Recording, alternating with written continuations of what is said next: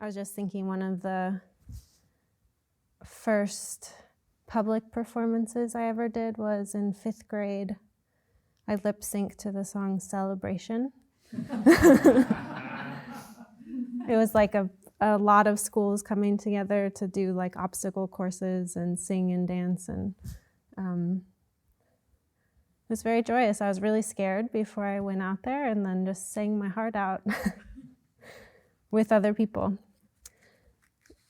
So I'm starting this talk. I've been contemplating inspiration, and in that moment I took inspiration from that 11-year-old girl that was so thrilled to be singing in front of a large group of people.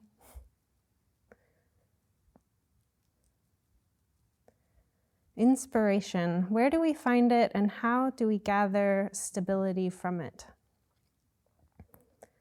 Where do you find it? Sitting here right now, can you take a moment and think about what inspired you this morning to come here? Maybe it wasn't words, maybe it was just a body sensation.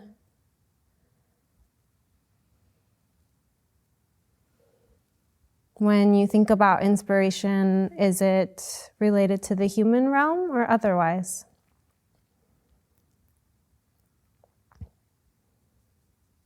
Humans, to me, are complicated, so I often look to nature for inspiration, which is easy to do at the monastery, our beautiful gardens and grounds. But even in a city, can you look out your window and find inspiration from the nobility of a single tree just standing, just being present?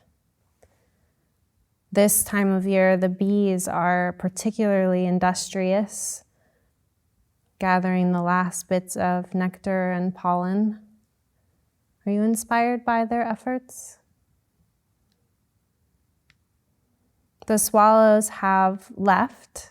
I was gone for a week doing practice elsewhere, and during that week our swallow family departed. I think they go all the way to South America. And over the summer we watch them, the parents just completely selflessly take care of their young. Just everything they've got, they put into keeping those adorable little swallow babies alive. I find great inspiration from that.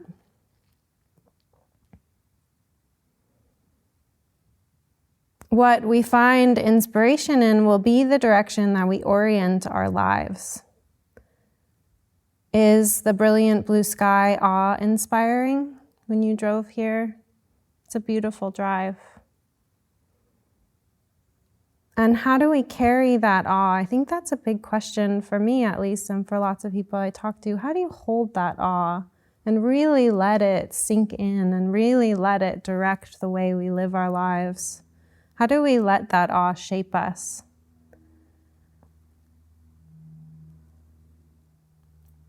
When I look to the human realm for inspiration, I notice that I'm drawn towards those that are more still. I think this is partially in response to the speed of our modern lives. But what I find inspiring in another person is their ability to be still within activity. So this doesn't mean they're not busy. It doesn't mean they're not putting together a large meal or taking care of a garden or taking care of a family. But it's a person that doesn't need to reach for the phone or the book or the conversation. The person that can just be within activity and let that be enough. So as I was pondering this, I realized what I'm inspired by is a quiet mind. And that mind demonstrates itself in how the person is engaged with activity. So when a person is busy in the kitchen and just flowing with the activity of the kitchen, their mind isn't being tossed from left to right, tempest tossed with aversion and clinging. One thing happens, it's just flowing. They're part of the flow.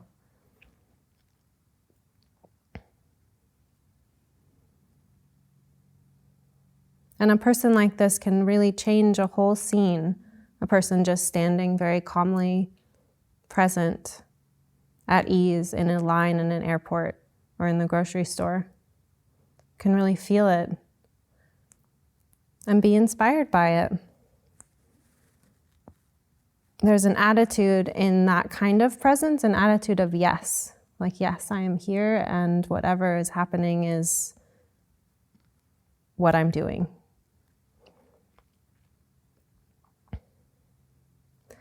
There's a line, and I think it's in the Lotus Sutra, but I wasn't totally sure. I think the Lotus Sutra, about how 10,000 or a million or infinite numbers of Buddhas can be dancing their hearts out in front of you, doing their very best, singing the Song of Awakening. But it means nothing unless we're present with it. And even when we're present with it, we still have to walk that path with our own 2 feet. So infinite Buddhas can be dancing before us, and yet it's my own practice that carries me forward. So while it's important to find inspiration in others, we also learn, sometimes through great disappointment, that we cannot rely on others to maintain our own practice life. It's important to have teachers and friends that show us the path of goodness. And all things, all humans, all the trees will fall, the humans are want to have errors. So we really have to find it in ourselves. And our teachers and friends can only take us so far.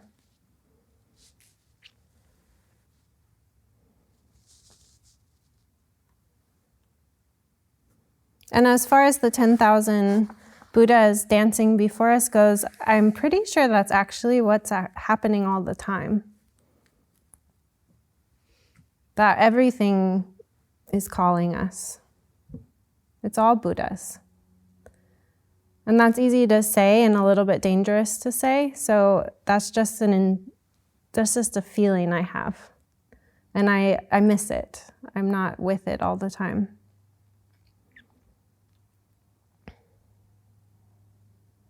So we'll go back to an attitude of yes. This attitude of yes has been a major koan for me, living at a Zen monastery, where I've been almost all of the positions here after 8 years. Groundskeeper, gardener, tenzo, Zen works, hospitality, maintenance. The question I always carry forward is, what mind am I taking into all this activity? What mind is unchanging? I'm very familiar with aversion, with aversive mind, with preferential mind, very familiar with impatience, and the habitual tendency to crave what's next, to imagine like, oh, this would be good, but this is wrong, to crave more comfort, or as Jogan often says, something more suitable to my sensibilities.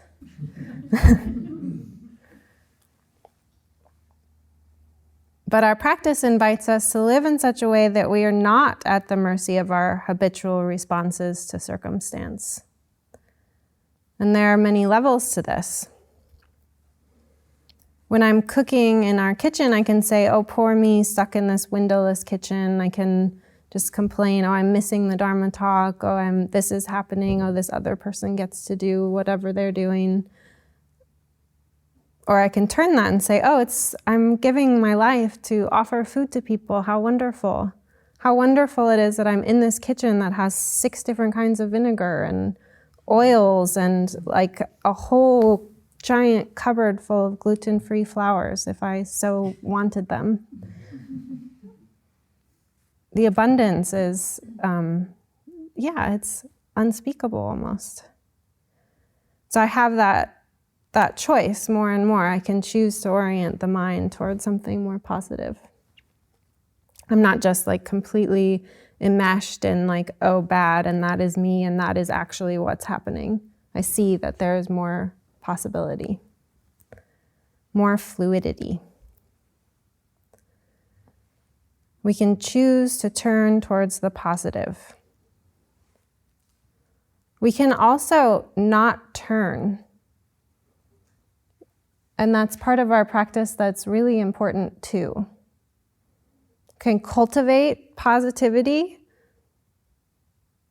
and we cultivate the undifferentiated mind, the mind that doesn't turn towards preferences, that doesn't turn towards this is good and this is bad.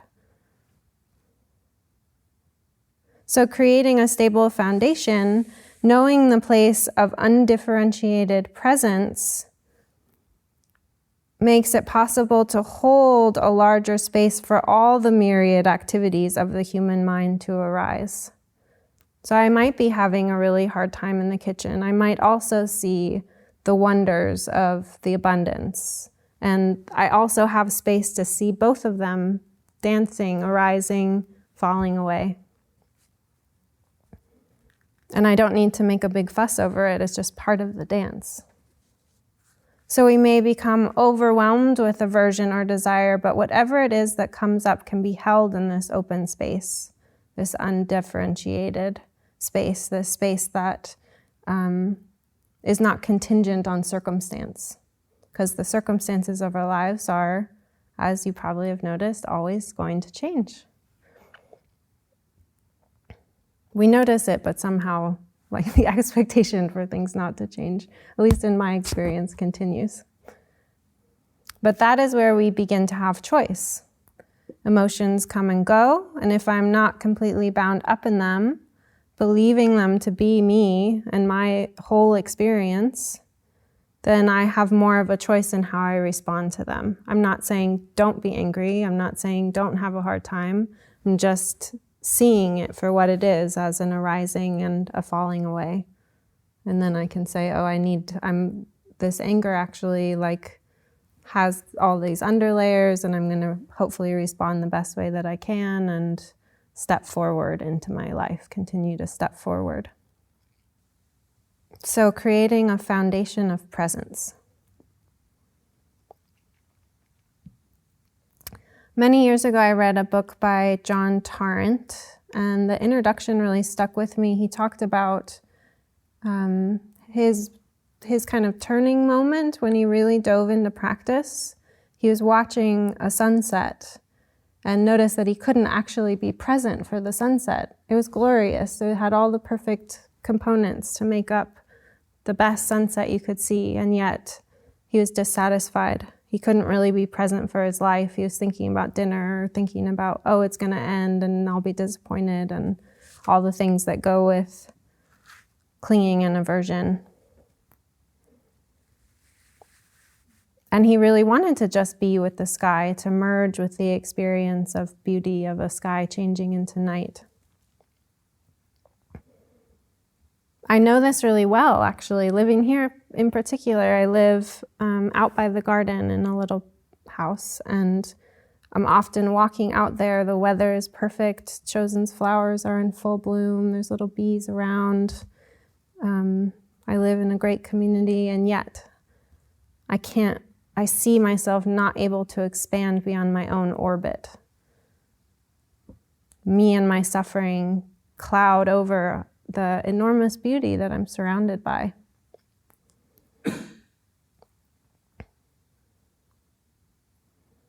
Inspiration comes in all forms.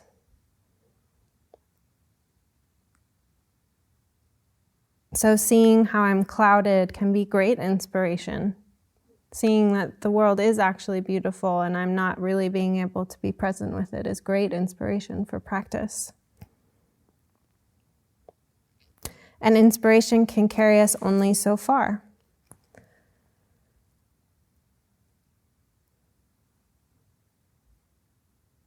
So we create a stable foundation of presence.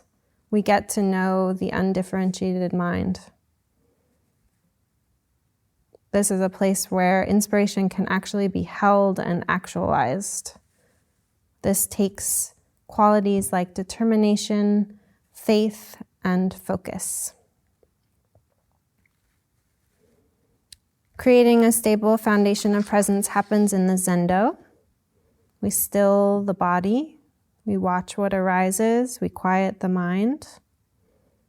And it also requires that we clean up our personal lives.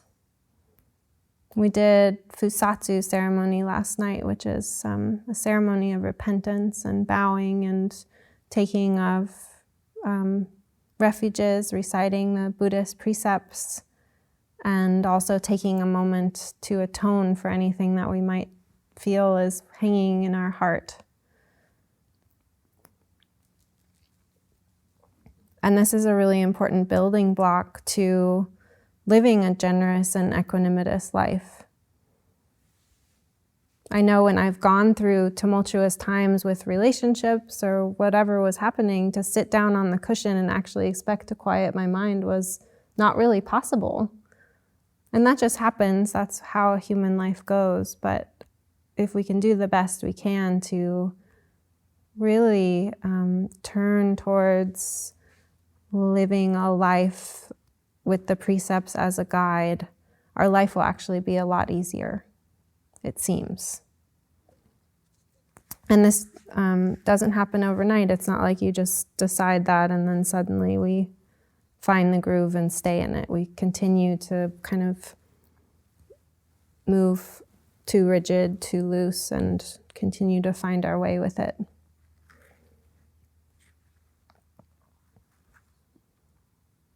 Another essential factor in the stable foundation of presence that can help our practice even in the most difficult times is concentration, the ability to stay. Recently in a Dharma talk, Jogen explained that while we may have many insights into the nature of our life, the nature of mind, if we cannot hold them, if we do not have a stable, concentrated mind, these insights are much more difficult to integrate and will likely get lost in the jumble of emotions, desires, aversions, and preferences. Concentration is an essential part of a meditation practice. To be able to sit down and direct the mind to an intended object and then get it to stay, to actually stay put on breath, sound, feeling of the hands, is a necessary precursor to deeper states of meditative absorption. By training our concentration, we make the mind serviceable, pliable, and more capable of responding flexibly to the inevitable slings and arrows of our life. The more we sit, the more we notice how much our attention jumps from thing to thing. And we don't actually know what's going to come next. It's mysterious. The mind is kind of like, all around. And that Chosen's been talking about this in the morning. It usually falls into 3 very general categories: fantasy, memories, or future thinking. It can be really helpful to have some awareness of where the mind goes. So we sit down and we learn to concentrate, to still the mind and make it serviceable. And I like the word serviceable because it's easy to kind of feel like this is a self-centered practice, but when we use that word in terms of concentration, serviceable to ourselves and also to all the people that we share our life with. Compassion is the activity of wisdom. When we sit and quiet the mind, often using concentration as a tool, wisdom naturally arises, and from that wisdom, compassionate action.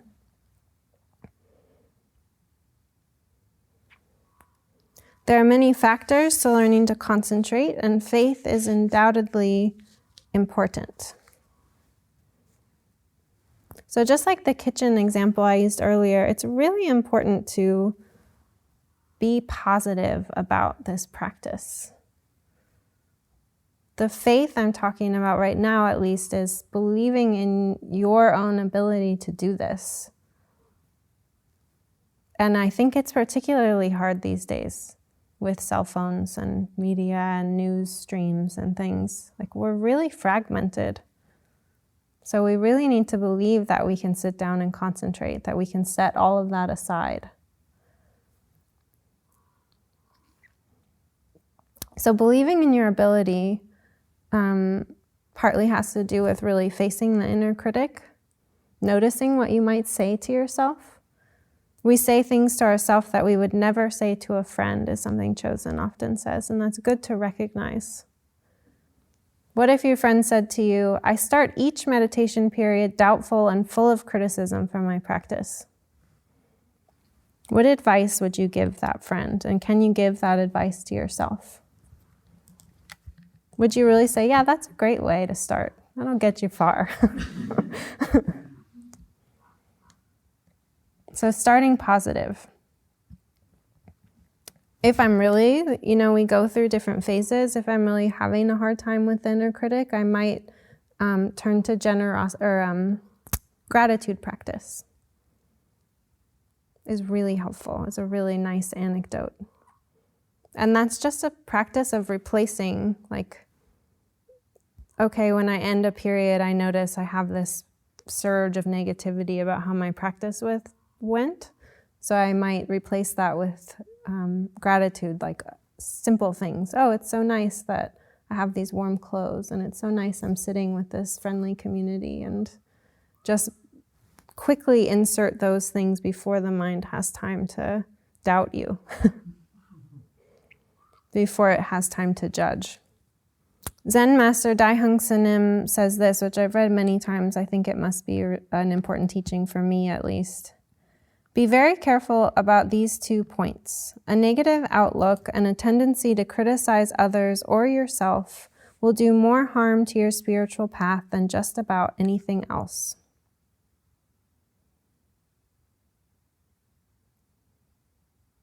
Concentration needs a good foundation.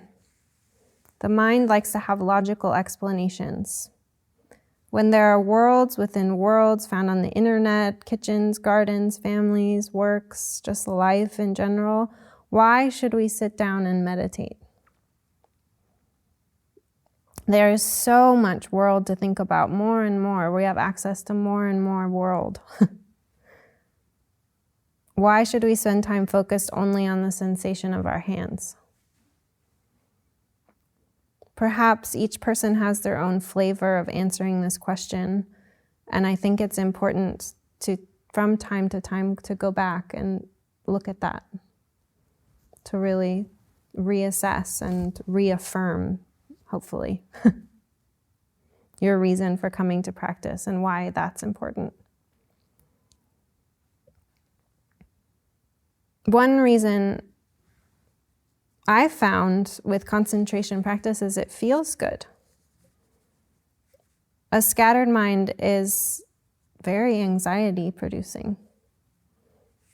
I've often experienced fear of my own mind, my inability to direct it. I think this is Borges. Borges? I'm not sure how you pronounce that. Borges. Yeah. In our dreams, images represent the sensations we think they cause, says Borges. We do not feel horror because we are threatened by a sphinx. We dream of a sphinx in order to explain the horror we feel. In our dreams, images represent the sensations we think they cause. We do not feel horror because we are threatened by a sphinx. We dream of a sphinx in order to explain the horror that we feel. I was recently camping and I woke up in the middle of the night to loud sounds, crackling branches and things. And I saw that I wasn't all that far from other people, and it was very likely a deer, but still the mind came up with all these what's happening? Am I safe? Should I get out? What's going on? And I saw that it was what I was afraid of was the mind just continuing that, just being so insistent on being afraid. And my inability to control that. And I saw that my concentration practice was very helpful in that moment of I can just return to the breath and feel these sensations and kind of take this fear and hold it with this foundation of a stable, concentrated mind. It reminded, in these woods at least, sometimes I'll hear like, and I'm like, oh my God, it's something huge. And then you turn the corner and it's this little towhee that's just like looking for grubs. Maybe I'm the only one that decides it's a giant monster. So we begin to learn to attend to an object, wholly or partially, training the mind to stay. When we train the mind to stay, we can touch in with what inspires us, we can turn towards it and let that be the orientation of our lives. We cultivate determination and concentration to support our practice. As we practice, we cultivate the landscape of the mind, preparing the soil of the mind for the activity of a lively, compassionate life. We need to be interested in this process of transformation and cultivation in order to maintain it. When we are inspired, we are interested, and interest helps us sit up straight and keeps our practice going, helping us return to the cushion in the good times and also in the most difficult times. Chosen often says we sit in the good times so that we're ready for the more challenging times. Actually, sitting in the good times can be more challenging than like when it's hard, you're like, oh my God, I really need to sit. We are, or I am at least, very interested in my own personal life. I can watch that. I can be very interested in getting what I want, making sure I'm comfortable, interested in trying to be right, trying to be liked. So interest is already present. You can maybe tune into that, like the kind of self-referential interest. My self-referential mind is very interested in my successes and failures. And what I'm saying is that there's this possibility of the interest is there, we just kind of shift it a little bit. When we cultivate interest for awakening and towards practice, we are turning that same energy that is usually deeply and firmly self-referential onto the vast and mysterious territories of mind, with a capital M. As Dogen says, other universes lie in all quarters. It is so not only with ourselves, but also right here and in a single drop of water. So let's be interested in our lives. Let's find inspiration. I don't think it's on the internet. I think it's right here. The universes within universes that exist within every moment, within every step. I'm going to close with a little piece from Shodo Harada Roshi. If we cannot attain Kensho, if we do not experience enlightenment, it is because we have not made that firm commitment. It is because we have not yet, with total, deep determination, taken that sharp stance that will enable us to cut through everything that comes along. By always moving according to our surroundings, the day-to-day conditions, preconceived time limits, and the circumstances in which we find ourselves, we lose our resolve. We do not make the efforts necessary to take our practice to completion. And because we do not make our determination totally firm, we give up in the middle. That is why we do not experience awakening. If we have true bravery and take our practice to its final point, it will work, no matter who it is that is doing it. There is not a single person in this room, in the world, for whom enlightenment is impossible. If we sincerely put our lives on the line, each and every one of us can realize it. Anyone can encounter true mind.